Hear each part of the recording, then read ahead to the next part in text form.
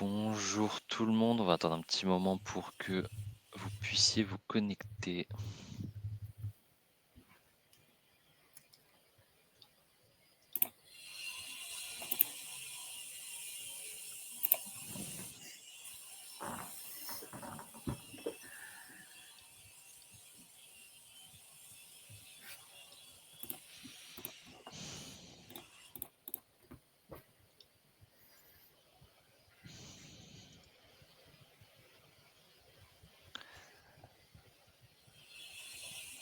Alors, on va attendre juste une petite minute pour que tout le monde ait le temps de se connecter. Peut-être qu'on peut juste présenter rapidement, comme ça va faire patienter un peu. Donc, enchanté tout le monde, je suis Alexis Dessin, je suis le directeur du pôle international de DPO Consulting.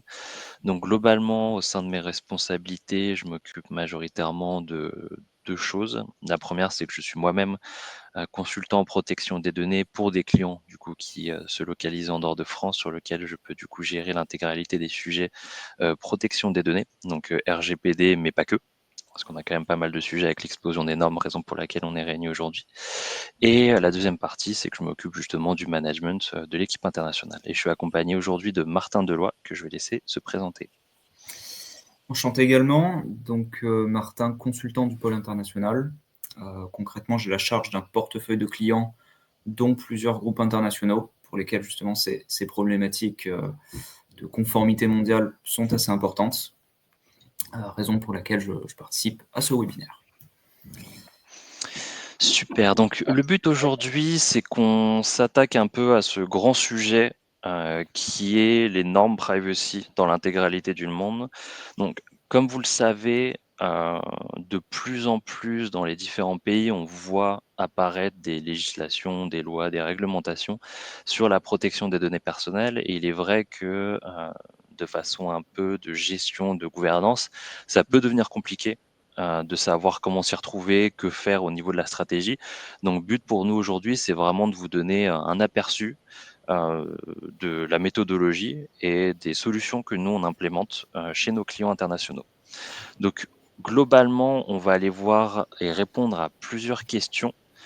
La première question étant de savoir quelles sont globalement les tendances, mais aussi les divergences sur les différentes législations en matière de protection dans le monde.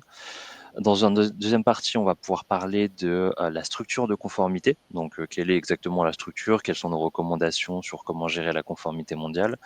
Et enfin, on va parler de la gouvernance, qui est quand même un gros morceau, parce que mettre en place une gouvernance avec des équipes qui sont très déstructurées dans différents pays dans le monde, on va vous offrir justement plusieurs solutions qui pourront être amenées à être implémentées dans votre structure ou auprès de vos clients le cas échéant.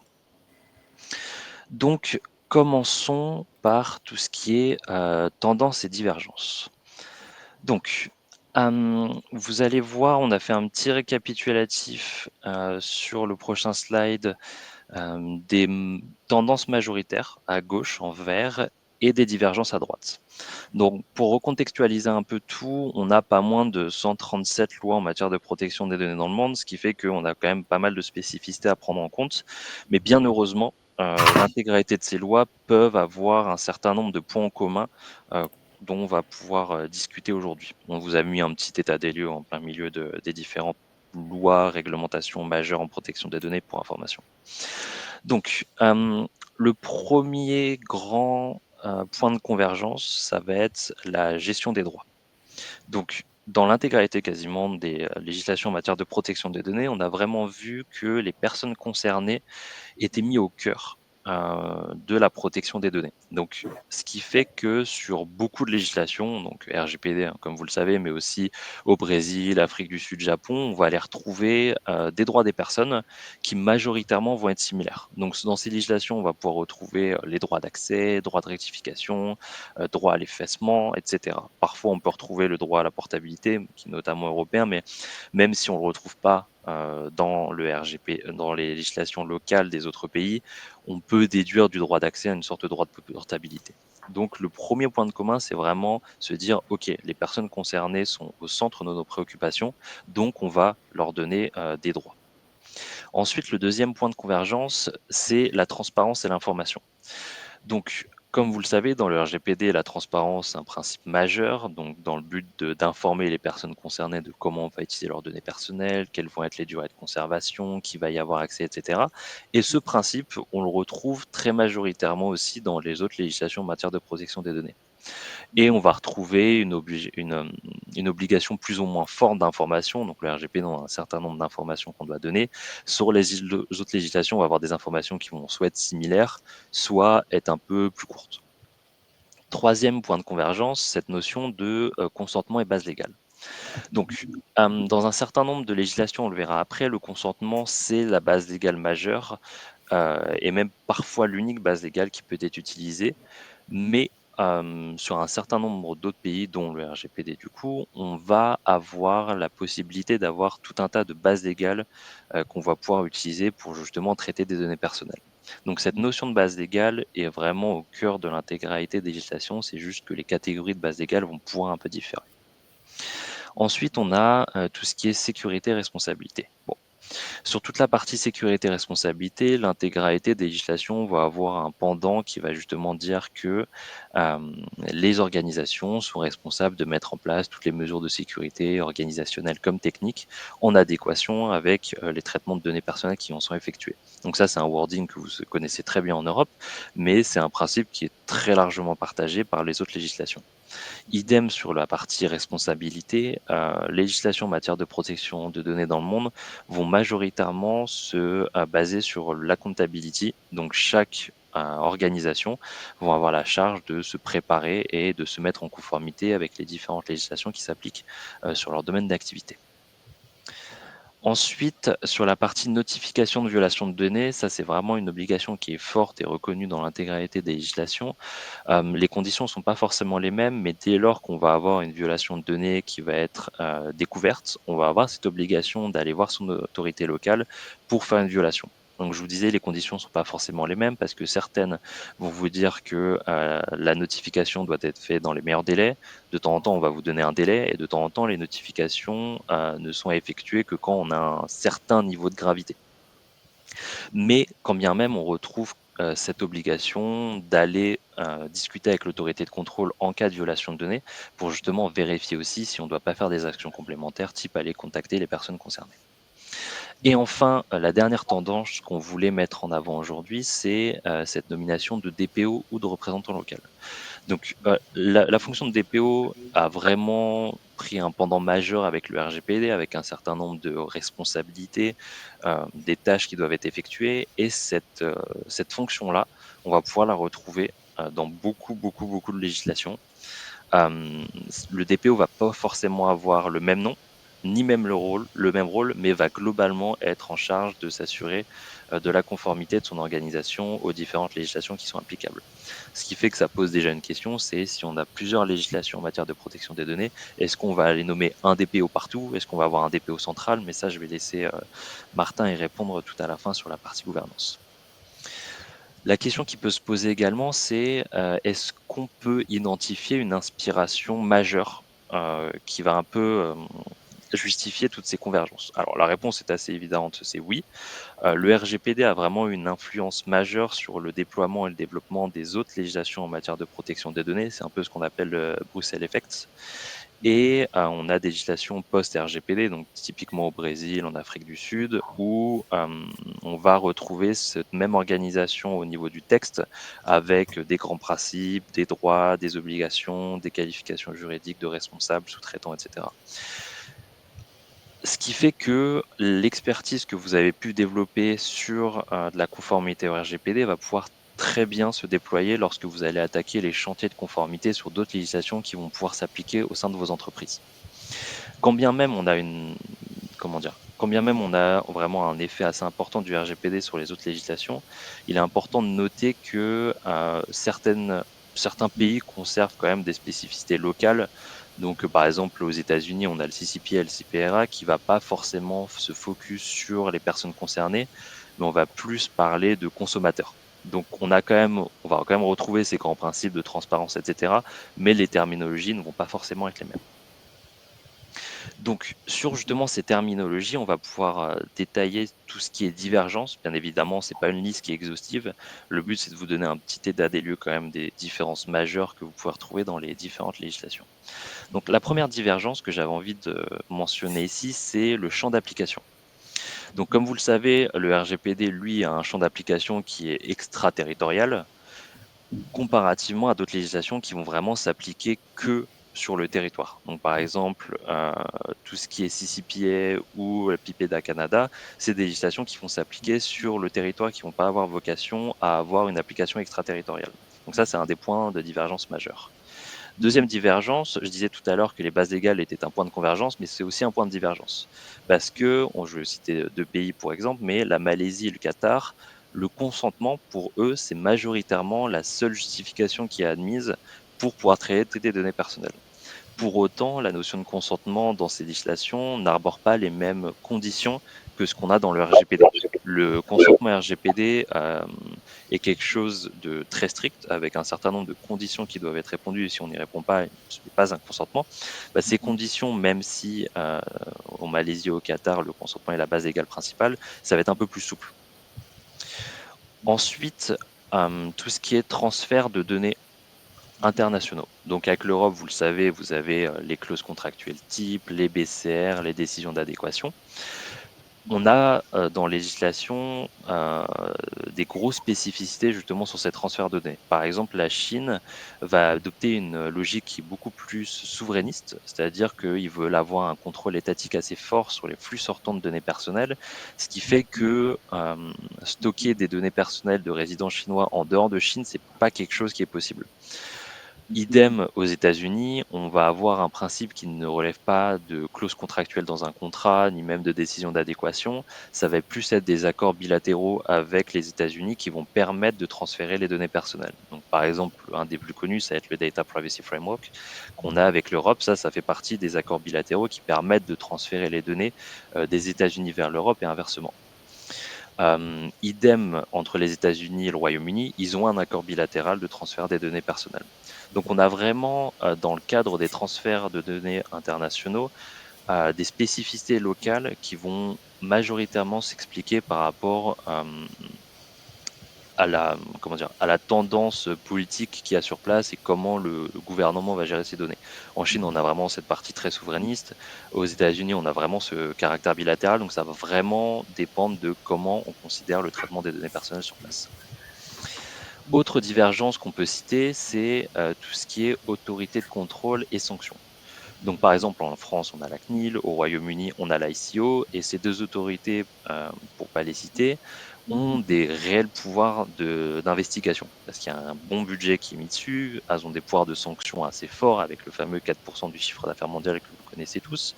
Pour autant, on a d'autres autorités dans le monde qui vont, sur le principe, avoir des pouvoirs, sur le principe de devoir exercer des contrôles, mais ne vont pas forcément avoir de budget sur le sujet ou d'experts.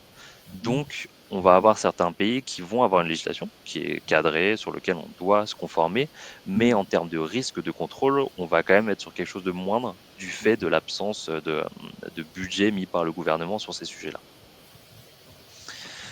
Donc, est-ce qu'on peut illustrer des divergences un peu particulières? Parce que là, le but, c'était de vous faire un état des lieux et je vais essayer d'aller sur le détail sur un certain nombre de points qui sont assez importants. Donc, prenez par exemple les analyses d'impact sur la vie privée. Donc, dans le RGPD, comme vous le savez, les PIA doivent être effectués pour tous les traitements qui ont un risque élevé, avec la grille de lecture des différents critères. Pour autant, au Québec, avec la loi 25, on va avoir une approche similaire. L'AIPD ne va pas s'appeler AIPD, mais évaluation des facteurs relatifs à la vie privée, EFVP. Et ces EFVP doivent être réalisés sur tous les projets qui incluent des renseignements personnels, ce qui peut être parfois systématique. Et par exemple, pour les AIPD, du coup, les EFVP québécoises, elles sont obligatoires dès lors que vous avez un transfert de données en dehors du Québec. Le FVP, même si les conditions qui les rend obligatoires ne sont pas les mêmes que le RGPD, dans le contenu, ça va être sensiblement la même chose. Donc la méthodologie que vous avez et que vous connaissez actuellement sur le fait de réaliser des AIPD conformes à RGPD, c'est des choses qui peuvent très bien se déployer pour faire des EFVP dans le cadre de la loi québécoise. Pour autant, comme je vous le disais, ça va pas être les mêmes conditions, qui vont rendre ces analyses obligatoires. Ailleurs, les obligations vont pouvoir être un peu plus limitées. Par exemple, au Brésil, on a ce qu'on appelle les rapports d'impact qui existent, mais ces rapports d'impact ne sont exigés que sur demande de l'autorité.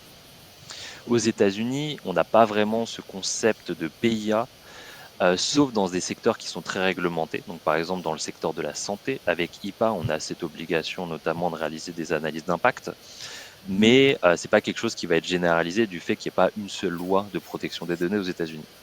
En Chine, par exemple aussi, on va avoir des évaluations d'impact qui sont prévues, mais un peu sur le modèle que je vous disais tout à l'heure sur le Québec, ces AIPD vont surtout porter sur les transferts internationaux et sur la sécurité nationale. Donc on voit au final que la façon dont les différents pays gèrent la politique en interne a aussi des impacts sur les focus qui sont faits, sur quel traitement les analyses d'impact doivent être effectuées. Enfin, sur certains autres pays, typiquement Afrique du Sud, Inde, Singapour, on n'a pas d'évaluation d'impact qui sont rendues obligatoires, mais elles sont fortement encouragées. Et pour certaines législations, elles peuvent être rendues obligatoires dans certaines conditions. Donc, pour résumer sur la partie analyse d'impact, on a l'Europe et le Québec qui mettent pour le DPA comme étant une obligation très structurante. La Chine qui va encore une fois avoir cette logique très souverainiste de faire les AIPD que lorsqu'on a des transferts internationaux de données. Et ces obligations peuvent rester pour les autres pays soit conditionnelles, soit recommandées. Donc, dans un souci de conformité d'un point de vue mondial, ça peut être bien de réaliser des analyses d'impact, même pour les pays qui n'ont pas, a priori, cette obligation. Ensuite, autre divergence qui peut être assez importante à notifier, c'est la nomination du rôle de DPO. Donc, hem, comme vous le savez, le RGPD fait du DPO une figure centrale de la conformité. Donc on va avoir un certain nombre d'obligations, qui est affiliée à la fonction et une obligation de nommer un DPO dans certaines conditions également. Au Brésil, avec la LGPD, on a aussi, cette obligation de nommer un DPO. Pour autant, son rôle va être plus limité. Il va plutôt agir comme point de contact pour les personnes concernées et pour les autorités. Et on ne va pas retrouver justement cette notion très importante en Europe d'indépendance du rôle du DPO. Parce que là, ça va plus agir comme ce qu'on qualifierait d'un représentant pour le compte des entreprises au Brésil. Au Québec, avec la loi 25, on va aller encore un peu plus loin dans le sens des responsabilités. Parce qu'on a l'obligation de nommer ce qu'ils appellent un responsable de la protection des renseignements personnels. Par défaut, ça va être le dirigeant. Pour autant, les sociétés ont la possibilité de déléguer cette fonction à quelqu'un d'autre. La raison pour laquelle le Québec a mis en place cette obligation d'avoir un DPO et en plus par défaut c'est le dirigeant, c'est d'essayer de s'assurer et d'encourager l'intégralité de ces sociétés à faire en sorte que la protection des données personnelles fasse partie intégrante de la stratégie de déploiement et de développement économique de leur société.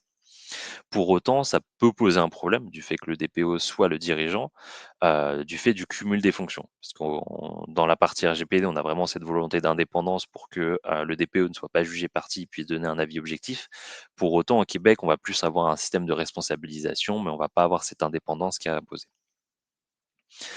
Aux États-Unis, pour passer à un autre pays, on n'a pas d'obligation fédérale, de nommer une telle fonction. Pour autant, on a certaines législations spécifiques, donc type HIPAA et CCPA, qui vont imposer la nomination d'un responsable de la confidentialité. Donc, encore une fois, il ne s'agit pas d'un DPO au sens européen et ses missions vont varier selon les textes. En Chine, la législation sur place va imposer un responsable de la protection des données pour, les sociétés qui vont traiter un volume important de données. Son rôle, pour autant, est encore une fois différent de celui qui est donné dans le RGPD, parce qu'il va se concentrer sur la gestion de la cybersécurité et sur la coopération avec l'État. Donc on a encore la logique souverainiste derrière tout ça. Ensuite, pour donner un point de vue un peu plus large, en Afrique du Sud, on a l'obligation de désigner un information officer. En Inde, on a un rôle qui est équivalent, mais qui est peu défini. Au Maroc et aux Émirats arabes unis, on a l'obligation de nommer un DP aussi. Petite spécificité sur les Émirats, le DPO peut, dans certaines conditions assez restrictives, mais avoir une responsabilité pénale en cas de non-conformité. Donc ça, c'est des choses qui sont très importantes à prendre en compte là où on a justement des divergences. En clair, le rôle du DPO en Europe, c'est quelque chose de très structurant, mais pour le coup, dans les autres législations en matière de protection des données, on va vraiment avoir des différences en termes de rôle, de responsabilité et d'obligation de nomination. Ce qui fait que c'est très important, d'aller vérifier pour les différents pays sur lesquels vous agissez, quelles sont les règles en la matière. Est-ce que vous devez nommer un DPO? Le cas échéant, comment ça se passe et quelles sont leurs responsabilités? Donc globalement, pour conclure sur cette partie des, tendances communes et des divergences mondiales, on a quand même un certain langage commun de la protection des données, où on va retrouver tout un tas de principes, donc la transparence, le droit des personnes, la conservation des données, accountability, sécurité. Pour autant, on a quand même des divergences assez fortes qui sont nécessaires d'adresser, localement. Donc, c'est ce que je vous disais justement sur la partie de nomination d'un DPO.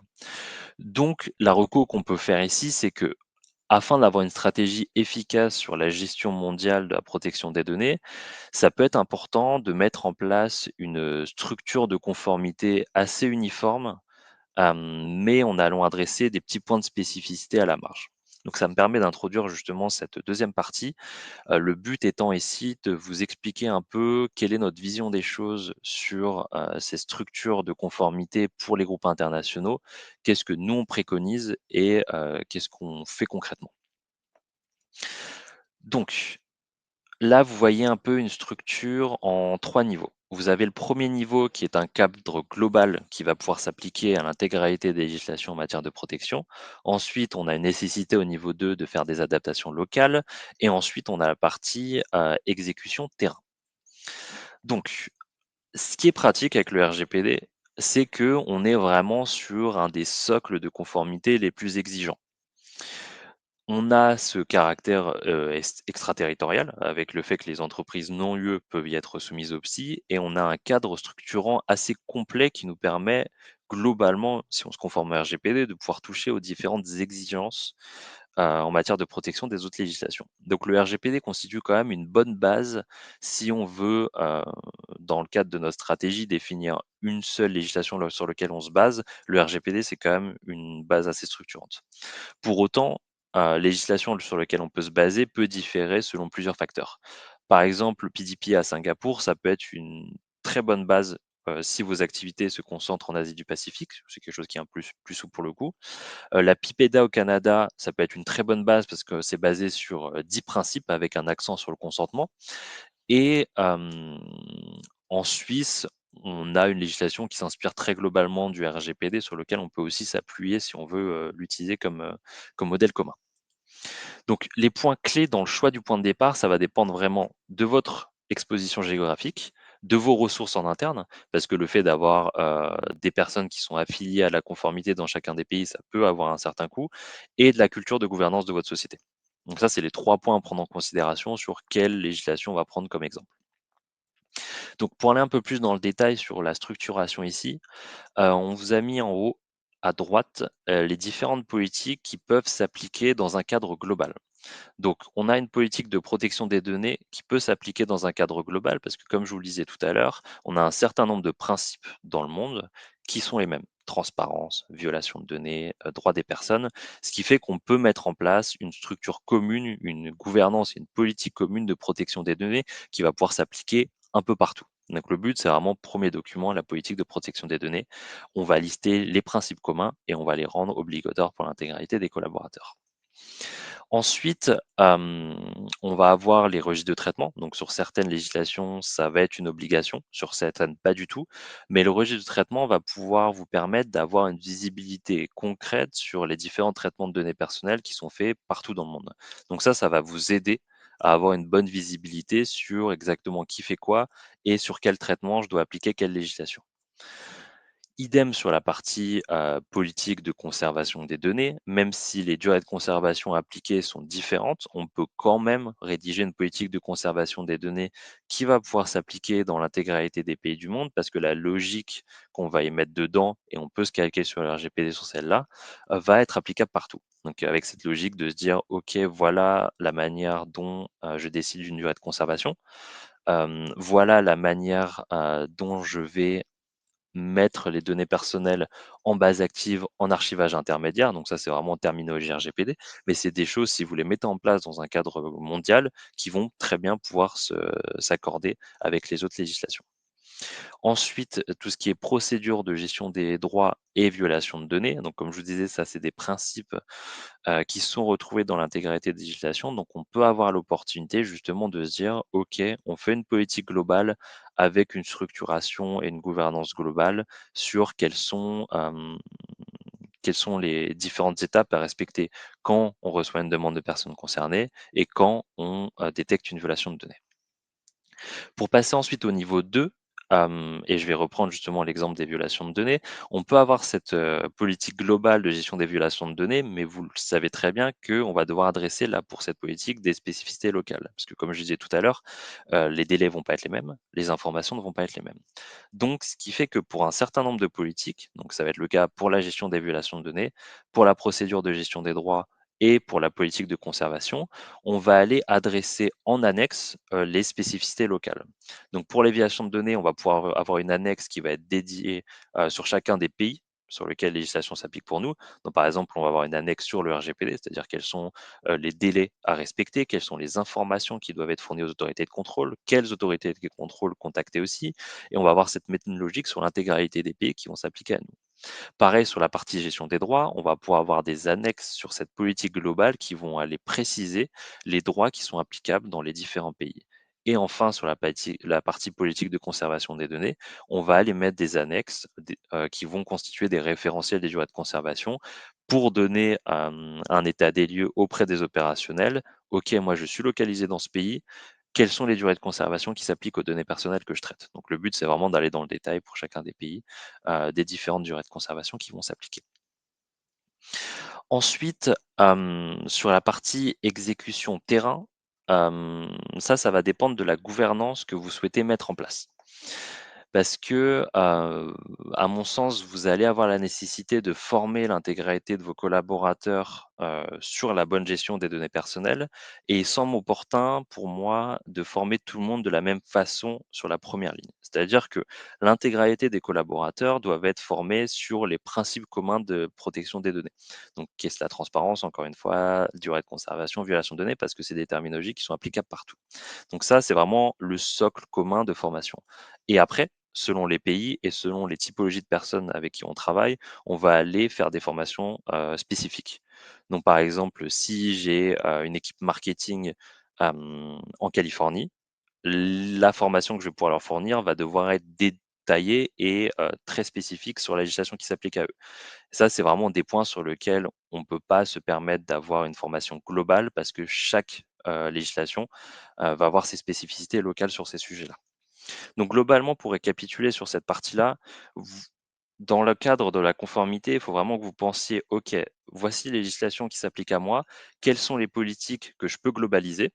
Sur ces politiques que je peux globaliser, quelles sont celles où j'ai quand même des spécificités locales à adresser et si j'en ai, je vais les mettre en annexe et ensuite, comment je fais au niveau de l'exécution terrain? Donc on forme tout le monde à la protection des données et on va aller adresser des points spécifiques sur des formations dédiées, avec l'intégralité des collaborateurs.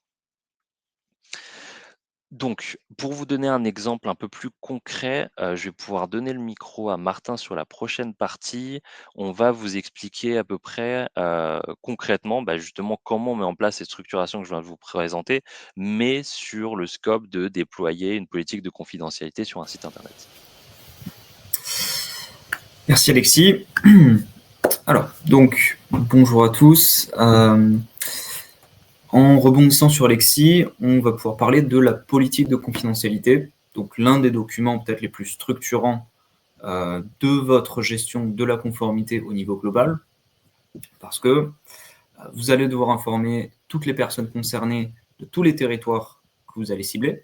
Donc, par exemple, si vous avez des clients dans l'Union européenne, en Suisse, au Canada, à Singapour, il va falloir leur fournir une information qui est conforme à leur législation locale. Et en rebondissant sur les éléments de divergence soulignés par Alexis en première partie, on va avoir beaucoup de divergences justement sur cette information à donner. Premier élément, ça va peut-être être les droits des personnes. Donc les droits des personnes qui vont varier. Donc, dans l'UE, comme le disait Alexis, on a accès, portabilité, droit à l'oubli, etc. En Suisse, ça va être un petit peu différent. Au Canada, un petit peu différent. Singapour également. Donc ça va vraiment être un point à surveiller. S'assurer que dans la politique de confidentialité, on ne va pas donner plus de droits qu'il n'est nécessaire, mais qu'on ne va aussi pas en soustraire lorsqu'ils existent. Sinon, ça nous expose au risque de se faire taper sur les doigts par l'autorité locale, ce qui est ce qu'on souhaite éviter ici. Le deuxième point, ça va être la base légale principale et en fait la notion de justification du traitement. Déjà, le concept de base légale, c'est un concept qui est très UE, très européen, qui n'existe pas forcément ailleurs. Alors, même s'il y a effectivement un concept de justification, de légitimation du traitement, on voit que les bases légales utilisables dans l'Union européenne, qu'on va forcément devoir mobiliser dans une politique de confidentialité, ne seront pas utilisables au Canada, en Suisse ou à Singapour. Ne serait-ce que l'exemple de Singapour où on a deux types de consentement, qui est implicite et explicite. Alors, consentement implicite qui correspond plus à notre opt-out ou intérêt légitime. Mais en fait, ce changement de terminologie et les critères de validité de ces différentes bases légales qui changent d'un pays à l'autre, c'est une source de confusion, en fait, et une source d'imprécision dans votre politique de confidentialité, qui va être important de pouvoir traiter, soit par des annexes, soit par un glossaire qui va dire, en fait, ça correspond à ça, etc. Mais donc, point d'attention clairement à prendre en compte.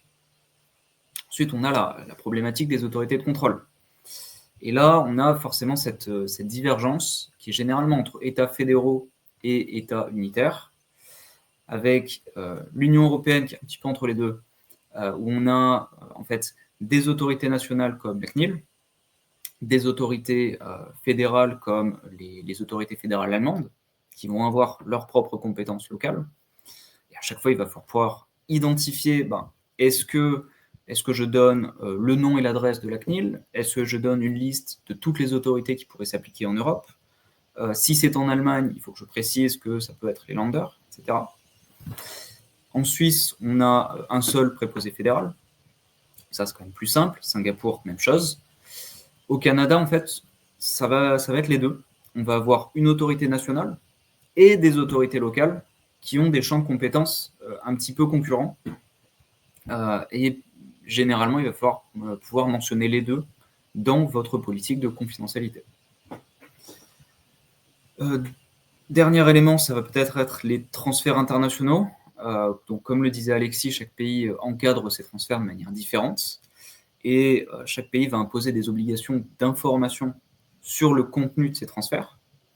Donc, par exemple, le RGPD nous dit, OK, si vous utilisez des garanties appropriées de l'article 46, il va falloir dire lesquelles. Il va falloir donner la possibilité d'y accéder pour la personne concernée. Pour autant, si on est au Canada, le Canada va juste nous dire, en fait, vous êtes responsable, vous indiquez à vos personnes concernées que vous êtes responsable et que vous garantissez la sécurité de leurs données, quel que soit le pays, quel que soit le transfert. À Singapour, on demande d'informer sur l'existence d'une protection comparable. Et la Suisse, qui va peut-être être le plus strict, en fait, la Suisse va nous demander soit un niveau équivalent, reconnu par les autorités locales, soit des clauses contractuelles type modifiées de l'UE, mais on va surtout avoir l'obligation de préciser les pays destinataires. Donc ça ne peut pas être juste si on transfère vos données hors de Suisse, on s'assurera de les protéger avec des garanties appropriées. Non, il va falloir dire on les envoie aux États-Unis, on les envoie en Inde, on les envoie dans l'UE, on les envoie dans tel territoire. Forcément, ça, c'est un degré de précision qui est assez rare parce qu'il est très contraignant et qu'il faut toujours garder en tête lorsque vous voulez une politique de confidentialité qui s'applique à la Suisse. Je peux peut-être prendre encore quelques exemples qui vont être les destinataires. Est-ce qu'on informe sur l'identité exacte des destinataires? Est-ce que c'est l'agence YZ, agence marketing? Ou est-ce que c'est nos sous-traitants qui agissent sous nos instructions? ou est-ce que ce sont nos agences de communication? Avec quel degré de précision est-ce qu'on va informer? Là encore, les obligations varient et c'est une chose à prendre en compte. Peut-être dernier élément, ce sera les durées de conservation. Est-ce qu'on doit donner des durées précises ou est-ce qu'on peut juste dire, en fait, on garde vos données pour la durée nécessaire à l'accomplissement des finalités auxquelles elles sont rattachées et c'est à peu près tout. Donc si vous avez travaillé avec beaucoup de politiques américaines, vous savez que c'est leur solution préférée, solution de facilité, mais qui ne fonctionnera pas partout, et notamment dans l'Union européenne. Ok. Donc ça, c'est plutôt sur le contenu des politiques de confidentialité, les points d'intention, les sections sur lesquelles il faudra surveiller et au besoin adapter. Maintenant, comment est-ce qu'on déploie ça en pratique? Comment est-ce qu'on va mettre en place ces différentes possibilités au sein d'un groupe international qui a des implantations, des clients dans beaucoup de pays? En fait, on a deux approches. On a deux grandes possibilités. La première possibilité, ça va être d'avoir un document unique. Donc, vous êtes un groupe, vous avez des filiales en France, en Allemagne, en Suisse, au Japon. Vous allez avoir une politique de confidentialité groupe qui va couvrir l'intégralité des traitements de données réalisés par votre entreprise et l'intégralité des informations qui sont requises pour chacun des pays concernés. Alors, vous imaginez, ça fait quand même un document qui est assez long et qui en fait va se composer de deux parties. On va avoir une partie harmonisée, une partie centrale, qui correspond en fait au niveau 1 présenté par Alexis plus tôt, qui va dire en fait les finalités, c'est ça, l'identité du responsable de traitement, c'est ça. En fait, toutes les sections, toutes les informations qui vont être les mêmes, quel que soit le marché, quel que soit le pays, quelle que soit la filiale.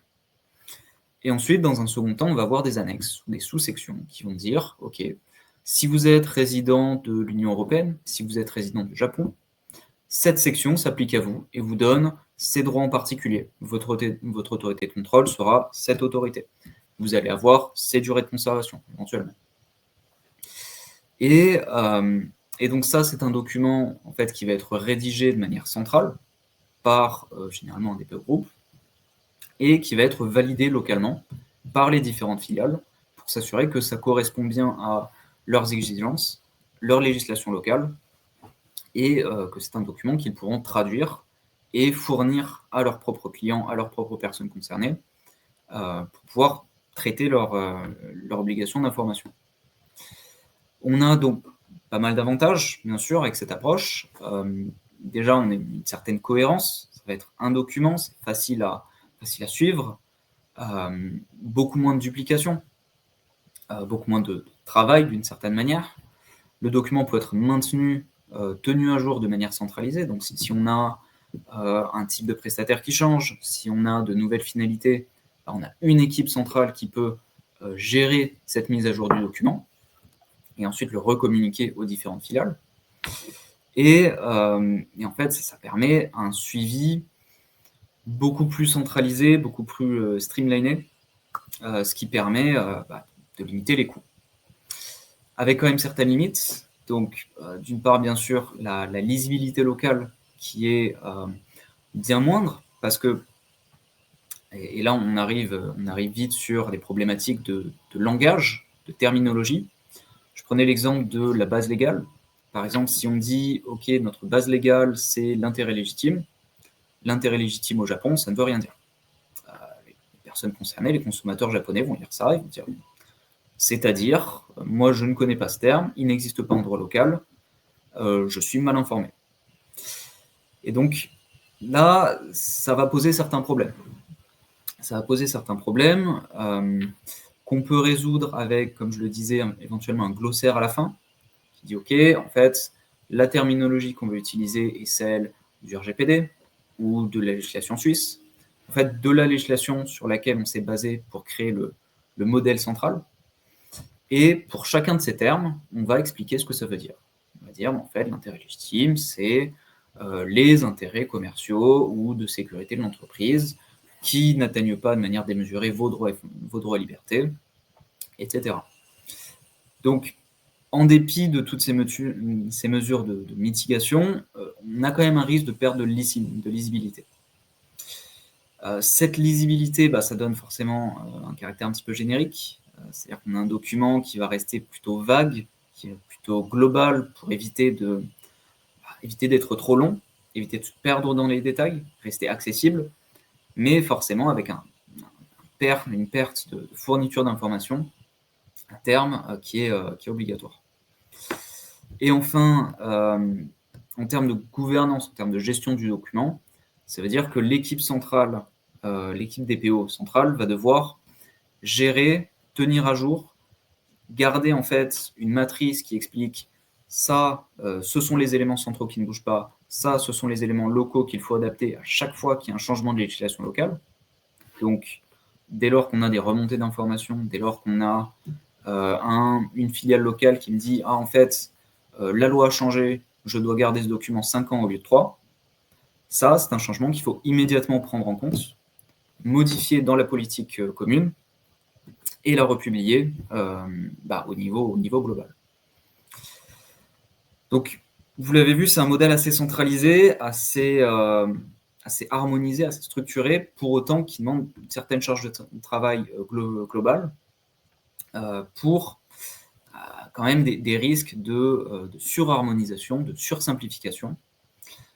Ce à quoi on peut répondre avec une deuxième option, une deuxième possibilité, qui va être celle du modèle localisé. Donc, le modèle localisé, concrètement, vous êtes DPO Group, vous faites un modèle de politique de confidentialité, vous le fournissez à vos filiales locales, et à charge à elles et à leur DPO local, à leur référent local, de l'adapter.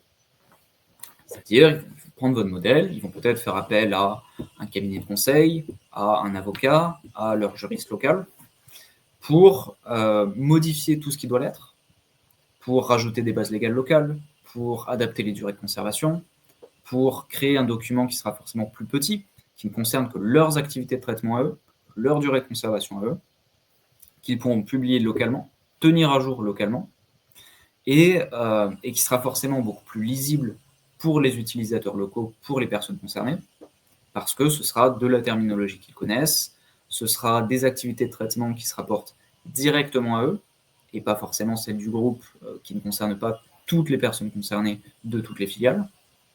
Et ça permet forcément une facilité d'audit local. Si on a un contrôle d'une autorité de contrôle, si on a un appel d'offres, si on a de la due diligence d'un potentiel client, ça permet de fournir un document qui est complet, qui est simple, qui est limité à ce qui est nécessaire, et ça facilite quand même les choses. Ça, malheureusement, ça demande généralement des ressources locales, ça demande un cabinet de conseil, ça demande bien sûr des ressources pour pouvoir faire cette adaptation, et ça donne un risque d'incohérence, parce que si les ressources ne sont pas là, on risque d'avoir des trous dans la raquette, et ça génère un risque pour le groupe de manière générale. Vous l'avez compris, là on commence à dériver lentement sur la gouvernance, parce qu'en fait, la question centrale de cette structure de confidentialité, c'est qui le fait et comment. On voit que l'option 1 se prête plus à un modèle centralisé, l'option 2 à un modèle plus décentralisé, pour un groupe qui est plus divers. Et je vous propose de poursuivre sur ce sujet en voyant le sujet de la gouvernance plus en détail, avec concrètement trois options. Trois options qui sont deux modèles aux extrêmes du spectre et au centre, plusieurs approches hybrides, qui vont être le modèle centralisé d'un côté, décentralisé de l'autre, et des modèles hybrides qui vont évoluer entre les deux, avec des avantages et des désavantages pour chacun. Je propose de commencer sur le modèle centralisé. Donc, comment mettre en place une gouvernance centralisée pour un groupe international? Ça, c'est un modèle qui se prête beaucoup plus à des PME, en fait, PME internationales qui ont quelques filiales par-ci par-là, en France, en Belgique, au Maroc, en Espagne, avec des législations qui sont peut-être moins diverses, avec des activités qui sont plutôt les mêmes entre toutes les filiales.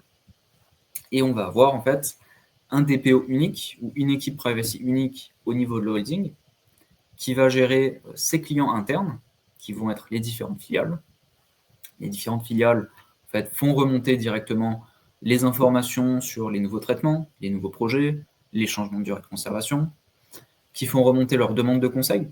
Si j'ai telle problématique, qu'est-ce que je devrais faire dans ce cas-là, qui font remonter également les incidents, tout ce qui est violation de données, demande d'exercice de droit, audit, due diligence, tout ça remonte sur une équipe unique au niveau de la holding, équipe qui va y répondre par des recommandations, de l'assistance aux différentes demandes locales, et qui va être chargée, qui va avoir une compétence exclusive en fait pour rédiger toute la documentation associée, donc les politiques, les procédures, les registres, les contrats, les mentions d'information, qui va être chargée de traiter l'intégralité de la structure privacy du groupe. Donc ça a clairement des avantages. C'est ce qui se fait pour beaucoup de fonctions de support comme l'IT, les RH, le légal, de beaucoup de petits groupes de PME, avec donc forcément une standardisation des pratiques, une simplification.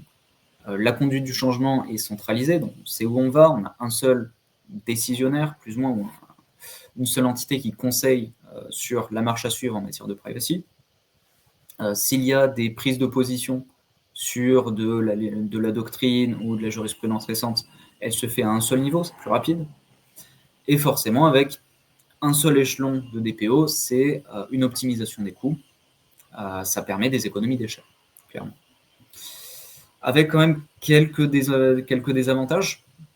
Le premier, ça va être l'effet goulot d'étranglement, parce que traiter plusieurs législations, plusieurs filiales, qui peuvent avoir des activités qui commencent à diverger, ça peut faire beaucoup. Ça peut en fait sursolliciter l'équipe privacy centrale qui va avoir moins de temps, qui va ne plus avoir les ressources pour traiter toutes ces demandes. Forcément, les réponses qu'elle va apporter aux différentes problématiques locales vont être moins adaptées, moins locales. On reprend le problème de la politique de confidentialité. Forcément, là, on va plutôt utiliser une politique qui est groupe. On va utiliser des solutions uniformes pour l'intégralité des filiales, ce qui ne va pas forcément correspondre à tous les droits locaux parfaitement. Et donc, on a une sursimplification dans certains cas. Le dernier point, ça va être une réticence des opérationnels locaux à appliquer les recommandations du DPO groupe, parce que on ne se connaît pas, on ne sait pas exactement qui est ce DPO, qui est dans un autre pays, qui ne connaît pas notre réalité locale, qui nous impose des obligations qui ne collent pas à véritablement ce que nous on fait tous les jours. Et donc, on a un risque de perte d'effectivité des recommandations du DPO à mesure que l'entité grandit et qu'on a plus de filiales, plus diversifiées dans plus de pays. Okay. Donc ça, c'est un extrême. On a vraiment le côté très centralisé, très compact, qui marche très bien sur des petites structures. L'autre extrême, ça va être le modèle décentralisé.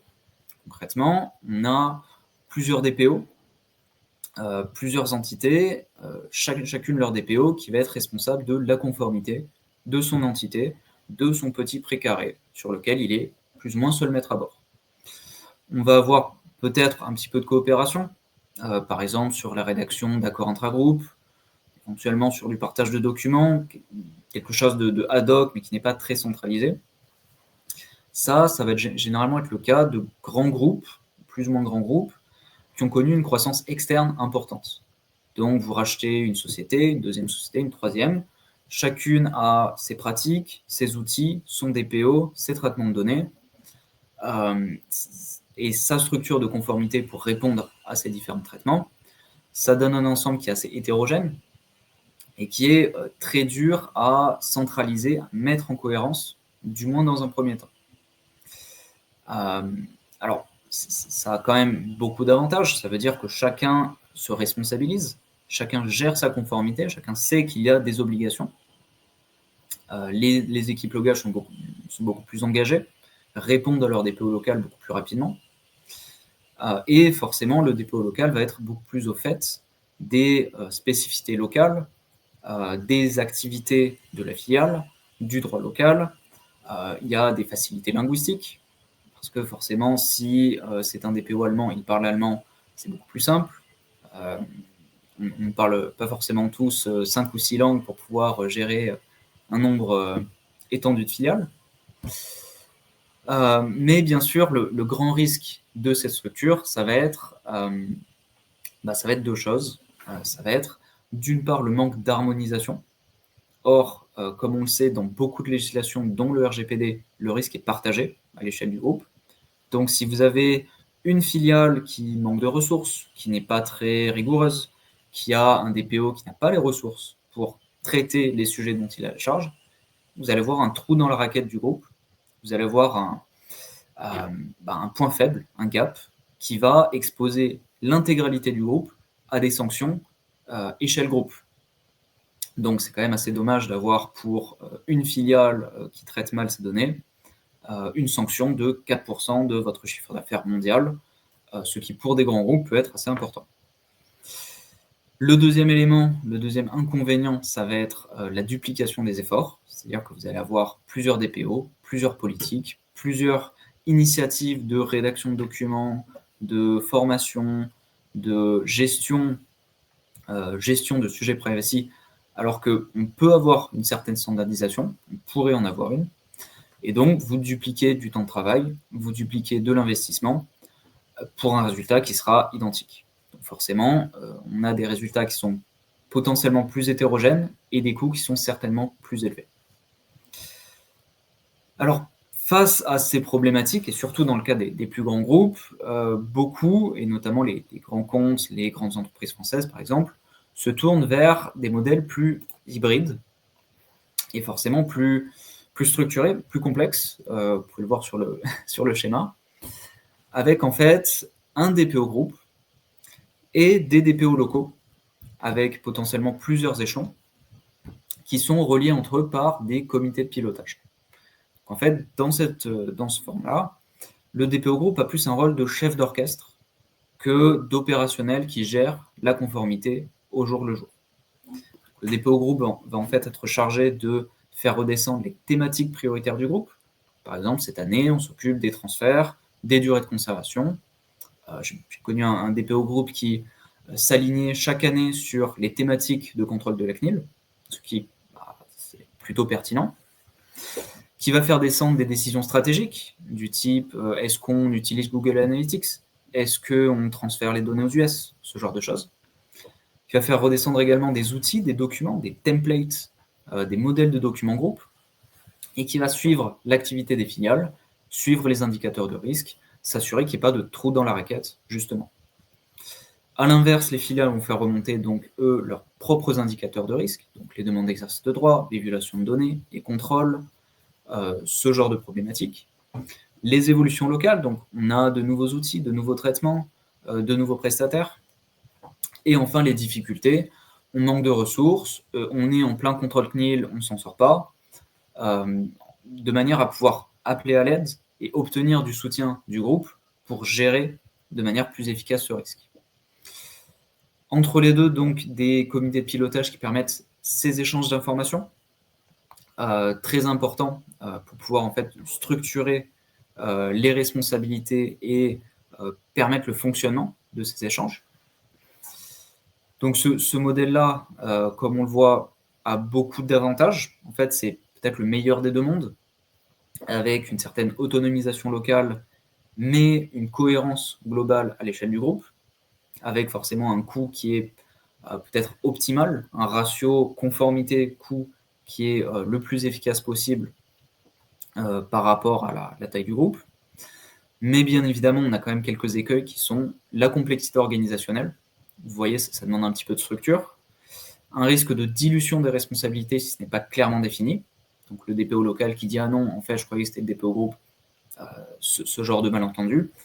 Et un coût qui, quand même, reste plus important que pour le modèle centralisé, même si il a quand même des avantages en termes de conformité. Ok, donc ça, ce sont c'est le modèle hybride ou les modèles hybrides qui sont véritablement adaptés par les grands groupes français et internationaux de manière générale, parce qu'ils ont le meilleur des deux mondes.